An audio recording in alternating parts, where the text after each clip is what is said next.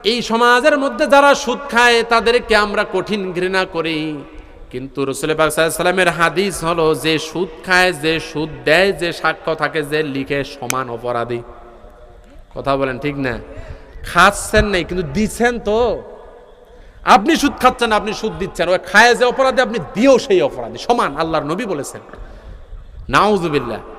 রাসূল পাক সাল্লাল্লাহু আলাইহি ওয়াসাল্লাম বলেছেন এই সুদের সবচেয়ে ছোট গুনাহ হলো নিজের মায়ের সাথে কম করে 32 থেকে 36 বার জেনা করলে যে গুনাহ হয় এইটা হলো সর্বনিম্ন গুনাহ।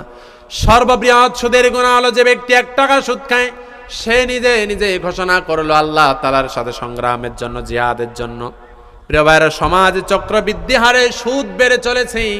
সুদ মুক্ত জীবন পরিচালনা করা লাগবে। আজকে অনেক ব্যক্তি আশা সমিতি আছে, ব্রাকে আছে, গ্রামীণ ব্যাংকে আছে, আর ঠেঙ্গা মারা একটি বাড়ি একটি খামার সূচনা, আর কি কি আছে ভাই এদিক আছে না নাই? কয় হুজুর, কোন হুজুর নিয়ে আসছেন? সব উল্টা পাল্টা কথা কয়। এখানে যত আলেম আছে না হইলেও তো পিছনে আমি যা দেখতেছি, ডানে বামে যা দেখতেছি, ন্যূনতম না হইলেও তো 50 জন হবে। আমার কথার সাথে ওনারা হয়তো একমতেই হবেন। কথা বলেন ঠিক না? তা আপনাকে আল্লাহ বলছেন জান্নাত তো অত সহজ নয়। কিয়ামতের ময়দানে রাসূল সাল্লাল্লাহু আলাইহি ওয়াসাল্লাম বলছেন আমার উম্মতের মধ্যে দল হবে 73টা। কুল্লুহুম ফিন্নার, প্রত্যেকটা দলই হবে জাহান্নামী, ইল্লা মিল্লাতান ওয়াহিদা, একটা দল ছাড়া।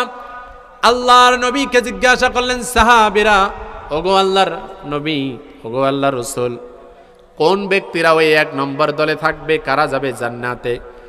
আল্লাহ রাসূল বললেন মা আনা আলাইহি ওয়া সাহাবী, আমি আমার ব্যক্তি থেকে রাষ্ট্র জীবন পর্যন্ত এবং সাহাবীরা তাদের ব্যক্তি থেকে রাষ্ট্র জীবন পর্যন্ত যেভাবে পরিচালনা করেছে এইভাবে পরিচালনা করবে যারা, তারাই থাকবে 1 নম্বর দলে, তারাই যাবে জান্নাতে।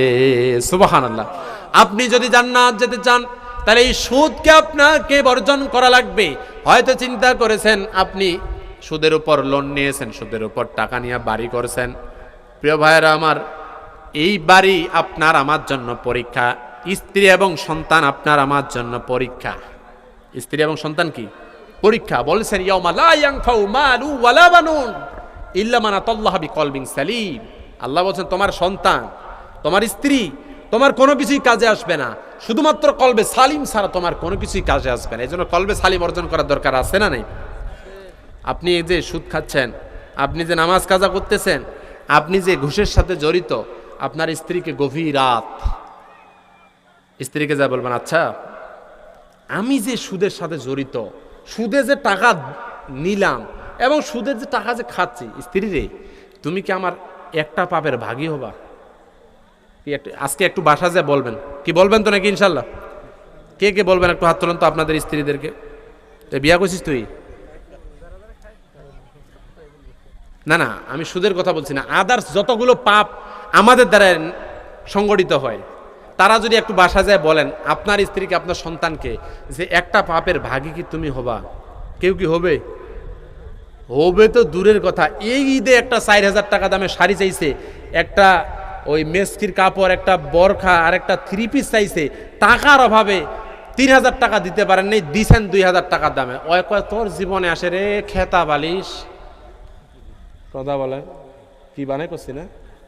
আর যে স্ত্রী আপনার ওর চাহিদা অনুযায়ী একটু আপনার টান টান পড়ে গেছে, এখানেই দিলে উল্টা পাল্টা আপনার সাথে ঝগড়া করে, এ নেবে আপনার পাপের ভাগী। বরঞ্চ আল্লাহ বলছেন ইয়াউমা ইয়াফিরুল মারউ মিন আখিহি ওয়া উম্মিহি ওয়া আবিহি। কথা বলেন ঠিক না?